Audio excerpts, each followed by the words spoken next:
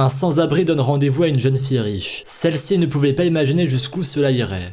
Juste avant, pensez à laisser un petit pouce bleu, à vous abonner à la chaîne et à activer les notifications en cliquant sur la petite cloche pour être au courant des sorties des prochaines vidéos.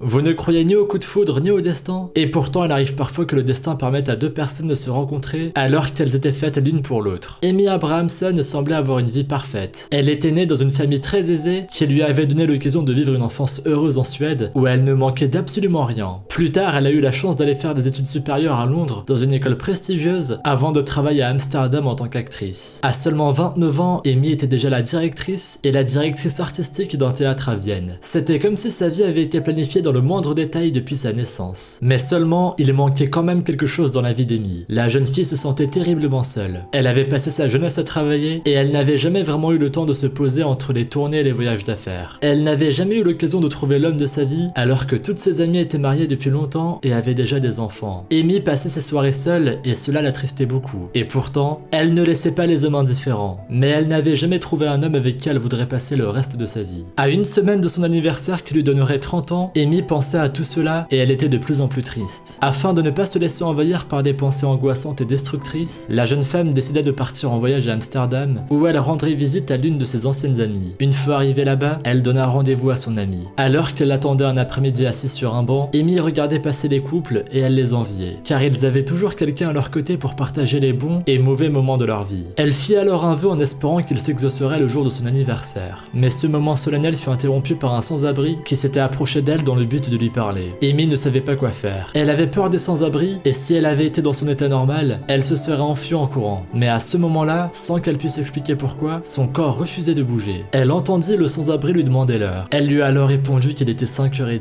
Malgré sa barbe imposante, son apparence sale et sa mauvaise odeur, Amy put constater à sa grande surprise que le sans-abri paraissait jeune. Elle était stupéfiée par l'assurance du jeune homme qui lui parlait comme s'ils appartenaient tous les deux à la même classe sociale. Amy voulait partir, mais finalement, elle s'est surprise à rester assise à côté de lui pour lui parler. Durant ce court temps qu'ils passèrent ensemble, la jeune fille trouva qu'il était très facile de parler à ce jeune homme et qu'elle se sentait totalement en confiance avec lui. Elle apprit qu'il s'appelait Vic. Lorsque son ami arriva, elle se leva. Et à ce moment-là, Vic lui a proposé de se retrouver à nouveau 5 jours plus tard, à la même heure et sur le même banc. Bien sûr, Amy n'avait aucune intention de se rendre à ce rendez-vous. Mais au cours des jours qui suivirent, elle n'arrêtait pas de penser à Vic. Et elle était curieuse de savoir si lui viendrait à leur rendez-vous. Le jour J, elle décida d'aller se promener dans le coin afin de pouvoir observer le banc de loin et savoir si Vic était venu. À sa grande surprise, il était déjà là lorsqu'elle arrivait au bout de la rue. Elle remarquait avec amusement qu'il avait fait des efforts pour se préparer à leur rendez-vous. Il s'était lavé par exemple. Amy décida quand même d'aller le voir, et finalement le rendez-vous se passa très bien. Vic et Amy parlèrent longuement de leur vie respective, et la jeune fille apprit que Vic venait des États-Unis et qu'il n'avait pas de parents. Il avait entrepris de voyager à travers l'Europe sac à dos, mais l'argent était vite venu à manquer et il avait été obligé de vivre dans la rue.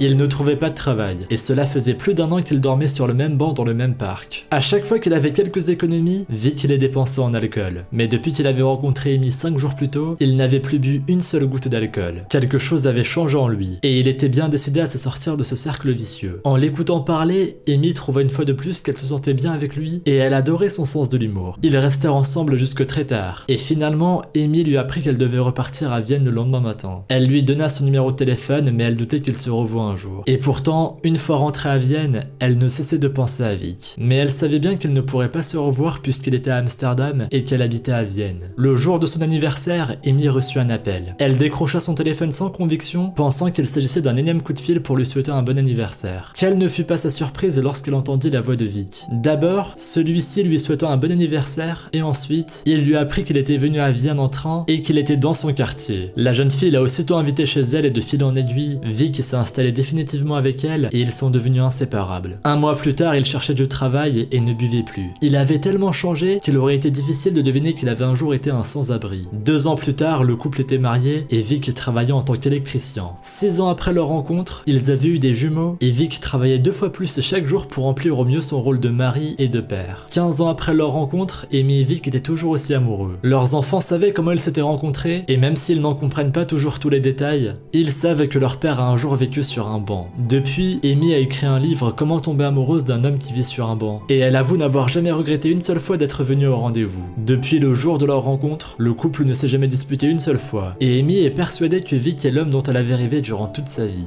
Merci à vous d'avoir regardé cette vidéo. Si celle-ci vous a plu, n'hésitez pas à laisser un petit pouce bleu et un commentaire pour me dire ce que vous en avez pensé. Pensez aussi à jeter un œil à la chaîne YouTube Framboise où vous pourrez retrouver plein de vidéos inédites. Le lien est dans la description. Bref, je vous dis à la prochaine pour une nouvelle vidéo. Salut à tous!